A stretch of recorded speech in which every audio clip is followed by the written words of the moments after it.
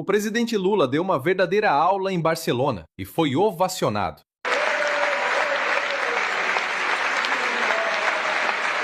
Ele não abaixou a cabeça, denunciou o genocídio em Gaza, peitou o Trump e escancarou como a ONU virou um joguete nas mãos de 5 senhores de guerra. É a voz do Sul global ecoando onde o sistema treme. Vem conferir esse discurso histórico que mostra por que o Lula é hoje o maior líder progressista do planeta.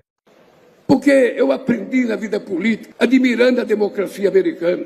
Eu acreditei muitas vezes que os Estados Unidos era o país da oportunidade. Quantos milhões de brasileiros foram para os Estados Unidos? Eu nasci na política no momento de uma Guerra Fria e nós não queremos mais Guerra Fria com ninguém. Nós não queremos Guerra Fria entre a China e os Estados Unidos.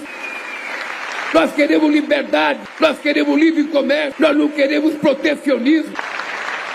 A esquerda progressista foi vítima do discurso do consenso de Washington. Muita gente nova aqui não se lembra, mas quem tem 80 anos como eu se lembra, porque já tinha bons anos nos anos 80. E eu agora fico analisando o que está acontecendo no mundo. O que está acontecendo no mundo é que a querida Nações Unidas, que foi criado depois da Segunda Guerra Mundial, que criou um Conselho de Segurança com 5 membros permanentes para cuidar da paz, para cuidar da cordialidade, da fraternidade, se transformaram em 5 senhores de guerra. Porque o Conselho de Segurança não permite que as coisas aconteçam. Quando um aprova uma coisa, o outro veta. E nós estamos vivendo em que mundo? Hoje nós temos uma quantidade de conflitos armados que é o maior desde a Segunda Guerra Mundial. Hoje nós temos guerra. A invasão do Iraque foi uma mentira. Cadê as armas químicas que o Saddam Hussein tinha? Nunca encontraram. A invasão pela França e pela Inglaterra na Líbia foi outra mentira, que mal cavava o Gaddafi naquele instante histórico da nossa humanidade. A invasão e o genocídio que foi feito por Israel em Gaza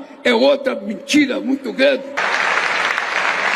E agora o bombardeio de Israel ao Líbano, com que pretexto? E agora mais, a invasão dos Estados Unidos ao Irã. A que pretexto? Eu queria, governador de Minnesota, lhe dizer uma coisa. Em 2010, eu fui ao Irã, junto com a Índia, junto com a Turquia, negociar com Ahmadinejad o acordo para que ele não pudesse enriquecer o urânio acima daquilo que o Brasil enriquecia para fins pacíficos, porque no Brasil está na nossa Constituição. O Brasil está proibido de produzir e fabricar armas nucleares. Isso é da Constituição. E nós fomos lá para convencer o Ahmadinejad e o Khamenei. E depois de 2 dias, nós conseguimos, junto com a Índia, um acordo que foi feito com base numa carta manuscrita que o Obama me mandou. Depois de 2 dias, Ahmadinejad aceitou fazer o acordo. Quando nós publicamos o acordo, eu imaginei que nós íamos ser elogiados porque o Irã não ia mais enriquecer o urânio e a parte que ele ia enriquecer ia mandar para a Turquia guardar. O que aconteceu, companheiro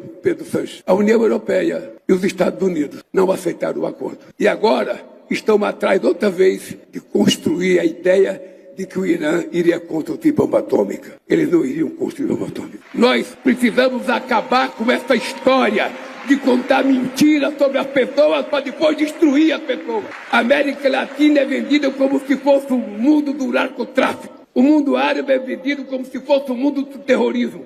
E quem é que é bom nesse mundo? Quem é que é bom? A gente tem que entender uma coisa muito importante. Muitas vezes nós somos vítimas, sabe, da nossa inocência política. Quantas vezes, Pedro, a gente ganha eleições e depois a imprensa, depois do sistema financeiro, depois os acadêmicos conservadores escrevem artigos, matéria na imprensa, obrigando a gente a tentar destruir aquilo que foi a razão da nossa eleição. E a gente vai ficando com medo. E a gente vai tentando agradar o mercado.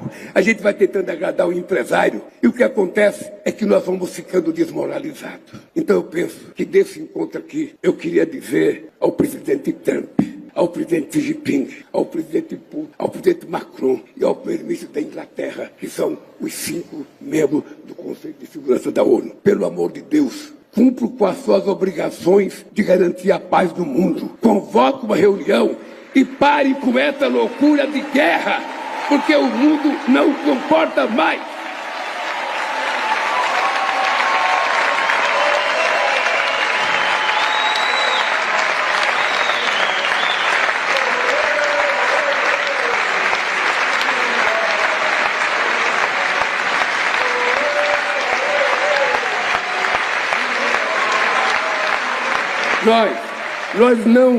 Nós não queremos muito. O povo pobre não quer muito. Ele não quer nem tomar as coisas dos ricos. O povo pobre quer ter direito a um emprego decente. Ele quer ter direito a um trabalho decente. Ele quer ter direito a morar numa casa boa. Ele quer ter direito a estudar. Ele quer ter direito que o seu filho possa ser doutor, igual o filho do seu patrão, igual o filho da sua patroa. Ele quer o direito de ter um sistema de saúde decente. É a única coisa que nós queremos, e tudo isso está na Bíblia. Tudo isso está na Constituição de cada país. Tudo isso está na Declaração Universal dos Direitos Humanos da ONU. E por que não se cumpre?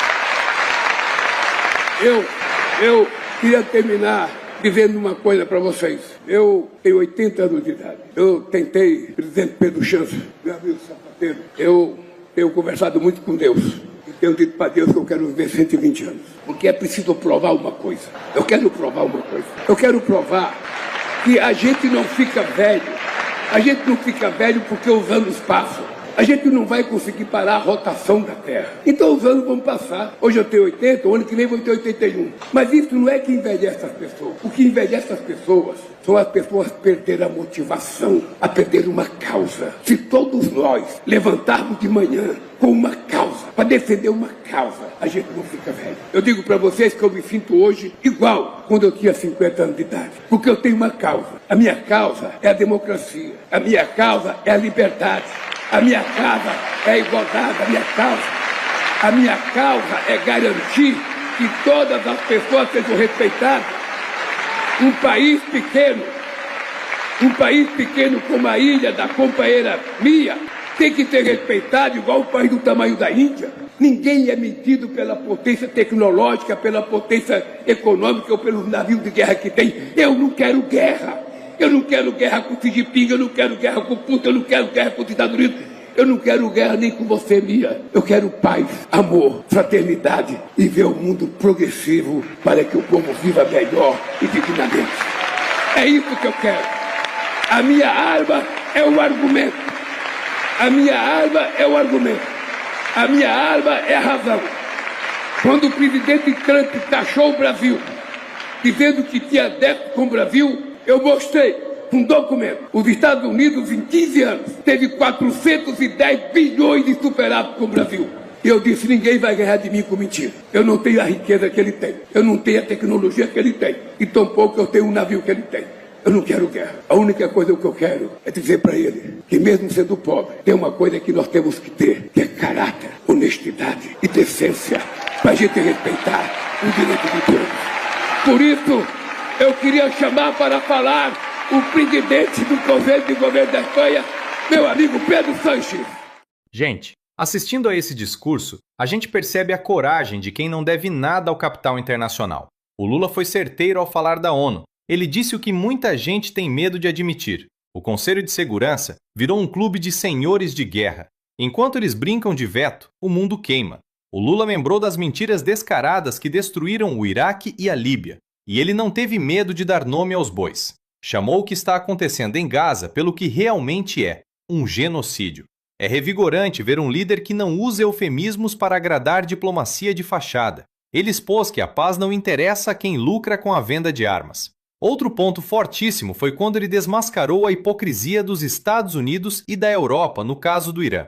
O Lula provou, com fatos, que lá em 2010 ele costurou um acordo de paz que o Obama tinha pedido, mas quando o Brasil conseguiu o sim do Irã, as potências recuaram. Por quê? Porque a guerra é um negócio lucrativo para eles. Ele mandou um recado direto para o Trump e para essa elite que tenta taxar o Brasil e vender a América Latina como terra do narcotráfico. O Lula mostrou os números. Os Estados Unidos é que lucram bilhões com a gente.